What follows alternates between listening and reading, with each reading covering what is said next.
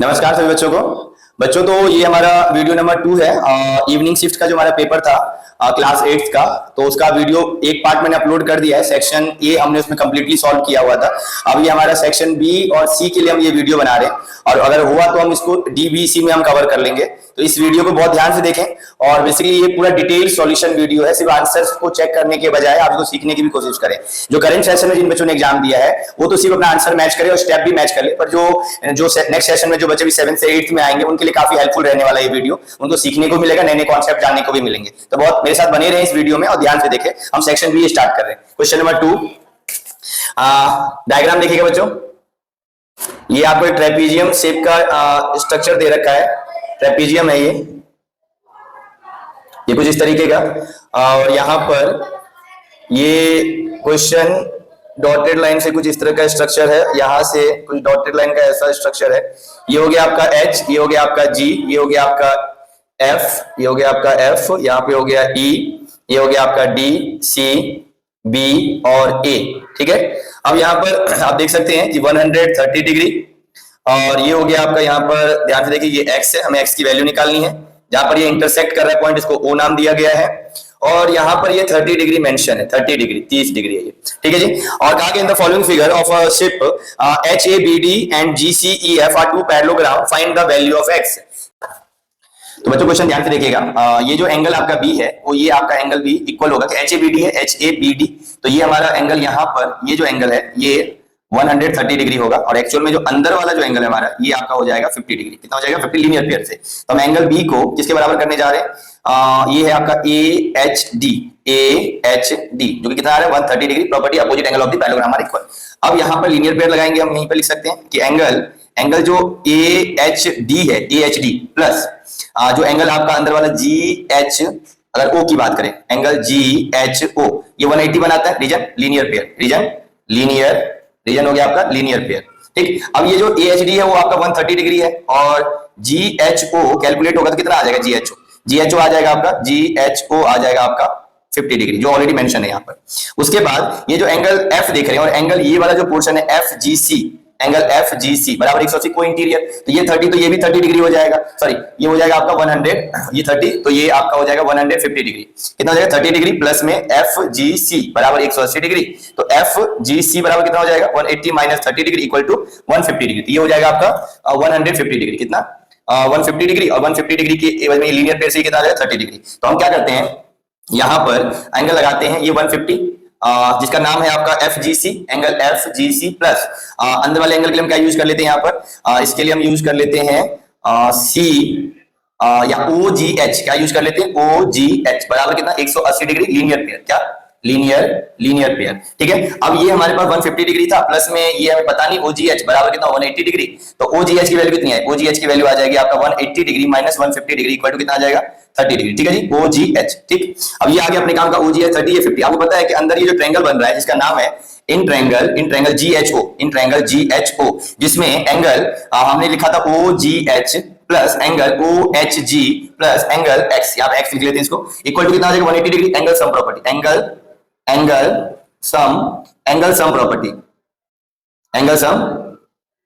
Sum property. अब देखिए ये वैल्यू आ गया आपका OGH कितना है? 30 डिग्री, OHG कितना है? 50 डिग्री, और आपको X की वैल्यू यहाँ पर कैलकुलेट कर लोगे, कितना आ जाएगा बच्चों? 80 degree plus X equal to 180 degree. तो X बराबर कितना आ जाएगा? 100 डिग्री। माइनस कर लेंगे जब आपका 80 तो कितना आ जाएगा? 100 डिग्री। तो x की वैल्यू बच्चों 100 है।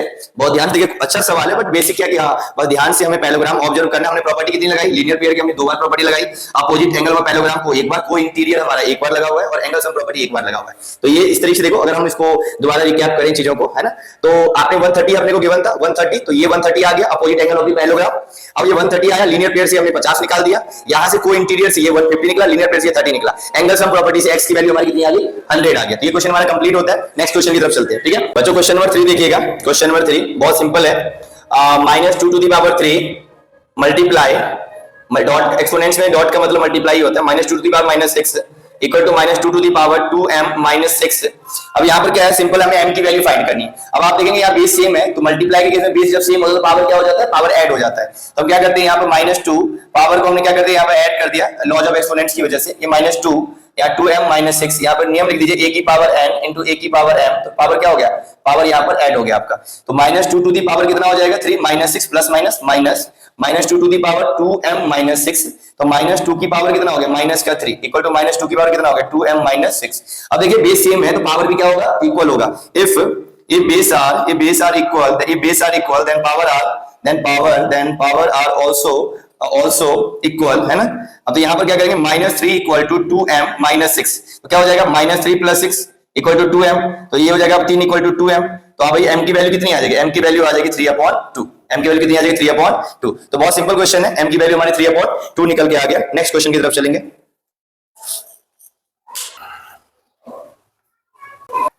बच्चों ध्यान से देखिएगा क्वेश्चन नंबर 4 में क्वेश्चन क्या कह रहा है, मीता सेव ₹4000 फ्रॉम हर सैलरी।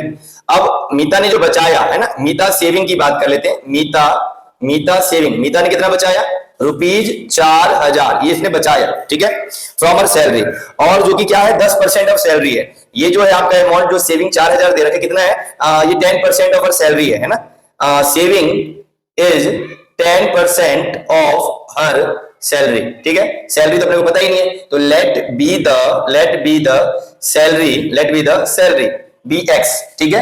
अब सैलरी को हमने क्या कंसीडर कर लिया, एक्स कंसीडर कर लिया, तो अकॉर्डिंग टू क्वेश्चन हम क्या करने जा रहे हैं भाई, एक्स का 10%, जो कि कितना है 4000 है भाई, टोटल सैलरी का 10% बचत है, तो टोटल सैलरी का 10% बराबर सेविंग, तो हम क्या करेंगे x इक्वल टू 4000, ये 100, जब हम left hand to right hand जा रहे हैं तो ये जो डिवाइड है या जो रेसिप्रोकल हो जाएगा, यहाँ पे जो यहाँ मल्टीप्लाई है, जब साइड चेंज होगा तो जो डिनोमिनेटर है वो न्यूमरेटर बन जाएगा, जो न्यूमरेटर डिनोमिनेटर कैंसिल हो गया, तो आपको कैलकुलेट होकर पता चल गया कि मीता की जो सैलरी हो कितनी है 40,000 रुपए है मीता की सैलरी। मीता की सैलरी 40,000 है, 40,000 का 10% मीता बचाती है जो कि 4,000 है। तो बहुत सिंपल क्वेश्चन था, इसी का और पार्ट भी है, तो हम क्वेश्चन नंबर 4 का ही और पार्ट की बात कर लेते हैं। क्वेश्चन नंबर 4 का और में क्या था, कह रहा है selling price of a toy, साफ साफ कह रहा है सेलिंग प्राइस, एसपी दे रखा है अपने पास खिलौने का 540, और प्रॉफिट कितना मेड हुआ, उनको प्रॉफिट परसेंटेज दे रखा, प्रॉफिट कितना उनको मिला 20% है ना, 540 रुपए में सामान बेचने पर।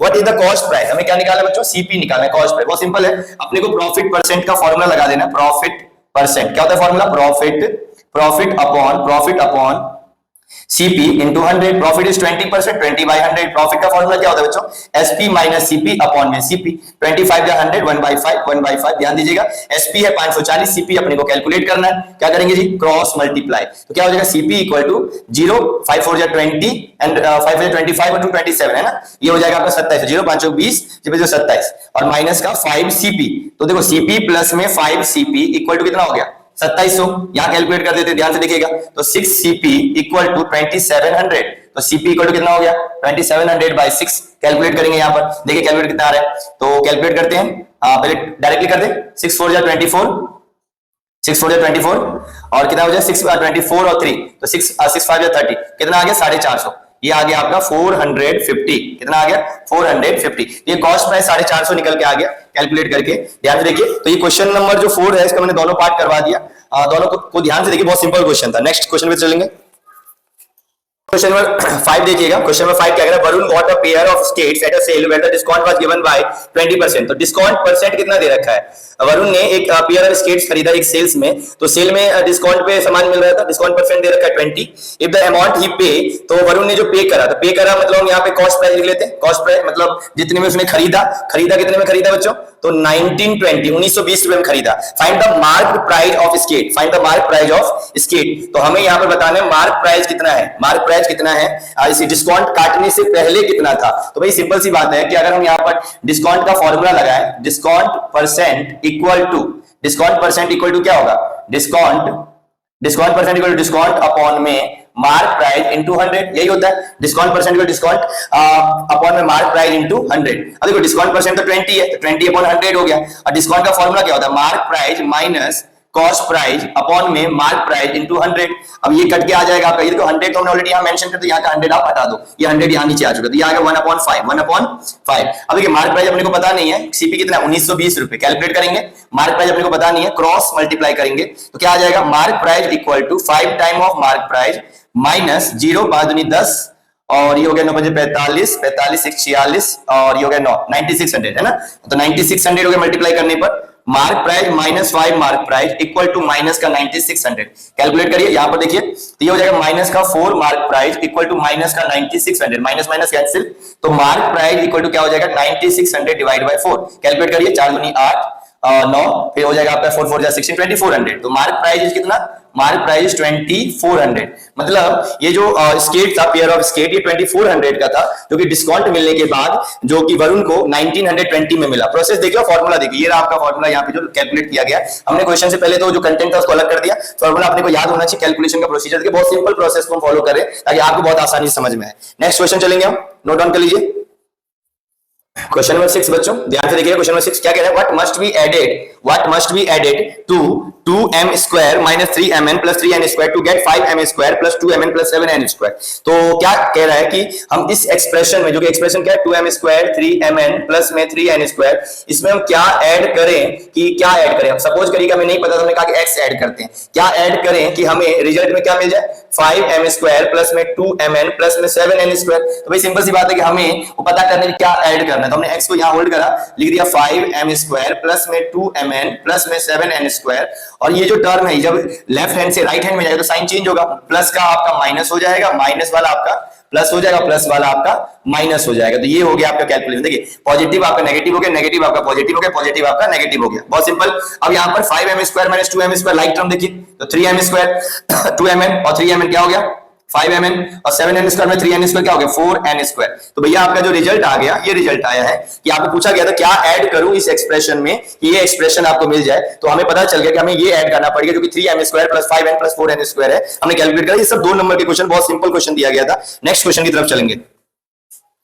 नेक्स्ट क्वेश्चन देखिएगा, क्वेश्चन नंबर 7, ये बहुत अच्छा क्वेश्चन है, बहुत इंपॉर्टेंट, एनसीईआरटी से ही लिया गया इस क्वेश्चन को। क्वेश्चन क्या कह रहा है, आप ध्यान से अगर रीडिंग करें क्वेश्चन का, तो कह रहा है कि ट्रेपीजियम शेप का फील्ड है जो कि 480 मीटर स्क्वायर दे रखा है एरिया उस फील्ड का, जो कि ट्रेपीजियम शेप का है, और distance between 2 parallel sides, 2 parallel side के बीच में जो डिस्टेंस है 15 मीटर। तो बच्चों ये हाइट गिवन करा है, जब ट्रेपीजियम के पैरेलल साइड के बीच के डिस्टेंस को हम क्या कहते हैं परपेंडिकुलर डिस्टेंस, जो कि हम हाइट कहला रहे हैं। परपेंडिकुलर डिस्टेंस को क्या बोलते हैं यहाँ पर हाइट बोलते हैं, ठीक है जी। और अपने को एक पैरेलल साइड गिवन है जो कि 20 मीटर, तो अपने को दूसरा पैरेलल साइड गिवन, बताओ तो कितना सिंपल क्वेश्चन रखा गया है। अगर आप डायग्राम से समझने की कोशिश करते हैं, डायग्राम में देखिए ट्रेपीजियम शेप का हमने यहाँ पे फील्ड बनाया, ये ट्रेपीजियम शेप का फील्ड हो गया, इस तरह से हमने तैयार किया इसको।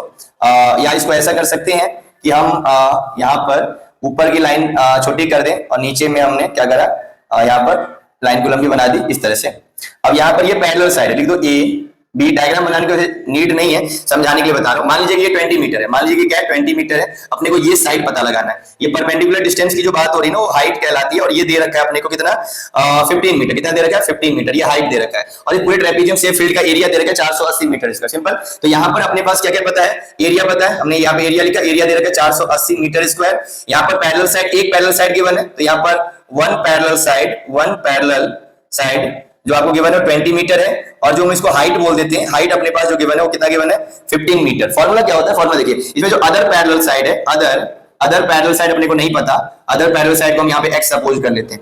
अब फॉर्मूला क्या कहता है, फॉर्मूला कहता है एरिया ऑफ अ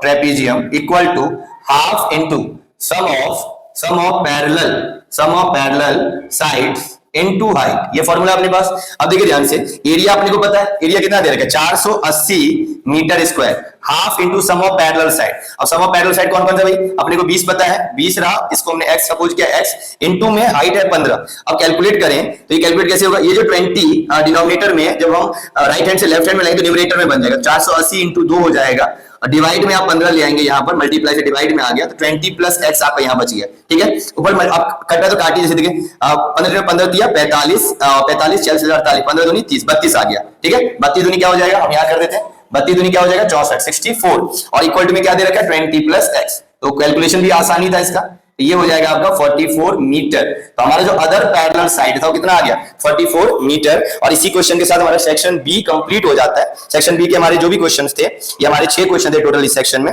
हमने पूरे कंप्लीट कर लिए हैं, और सभी 2 नंबर के क्वेश्चन तो आसान क्वेश्चन थे, आप सबने देखा होगा, बहुत सिंपल क्वेश्चन दिया गया था, और मुझे उम्मीद है आपको समझ में भी आया होगा। अगर कोई क्वेश्चन में आपको दिक्कत आ रही तो आप कमेंट कर सकते हैं, आपको दोबारा से इसको एक्सप्लेन किया जाएगा, दोबारा एक वीडियो डालकर आपको बताया जाएगा इसके बारे में। बाकी हम सेक्शन सी को और डी को नेक्स्ट वीडियो में कवर करेंगे। धन्यवाद।